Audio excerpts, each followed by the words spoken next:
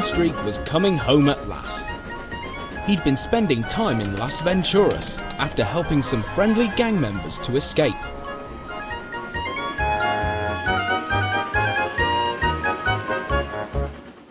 That night, Brownstreak told Freight all about the other side of San Andreas. "I didn't know there was another side," said Freight, and the two went happily to sleep.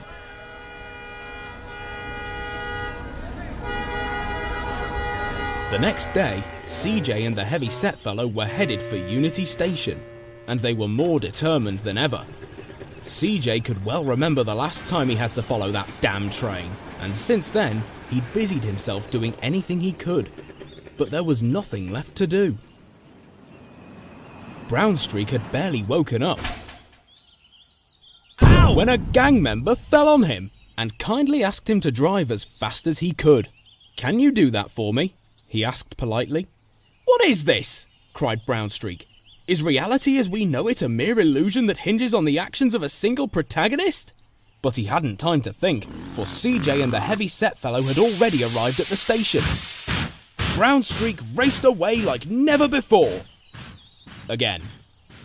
"Oh dear," said CJ. "Here we go again." CJ and the Heavyset Fellow need to eliminate the gang members before they reach Frederick Bridge. Up ahead is a lady standing on the sidewalk, Brownstreak, and further ahead is a ramp.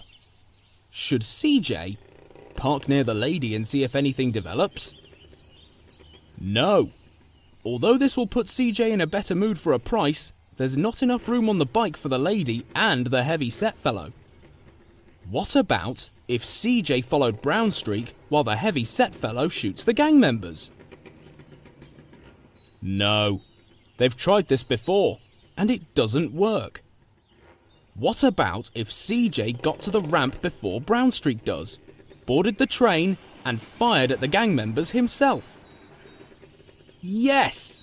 Everyone knows the Heavyset Fellow is unreliable. If CJ wants the job done properly, he'll have to do it himself. CJ and... The gang members arrived at Las Venturas. "That was our fault," said the Heavyset Fellow. "We spent too long on the learning segment." But the two were still determined.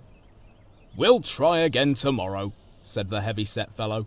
"After all you have to do is follow." CJ was so angry, he punched the air, punched it again, reset the camera, punched the air twice more, accidentally punched a bystander when going for a third, reset the camera, pulled out a weapon, aimed his weapon, got onto his bike, punched the bystander one more time, and got off his bike.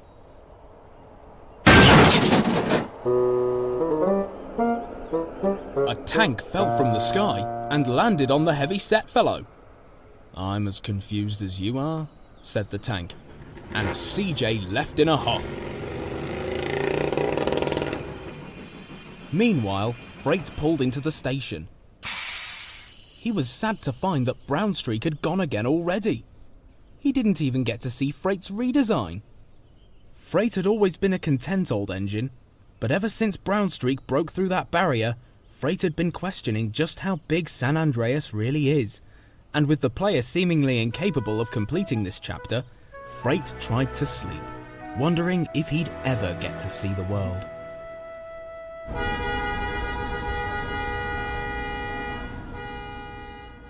The next day, Freight's driver rushed to wake him. He was waving a document about a high-value courier service ran by Merryweather. Freight listened and... But I mustn't tell you any more, or I will spoil the next story. CJ was so angry, he punched the air, punched it again, reset the camera, punched the air twice more, accidentally punched a bystander when going for a third, reset the camera, pulled out a weapon, aimed his weapon, got onto his bike, punched the bystander one more time, and got off his bike. Oh, that was a bad take. How did Mark do this?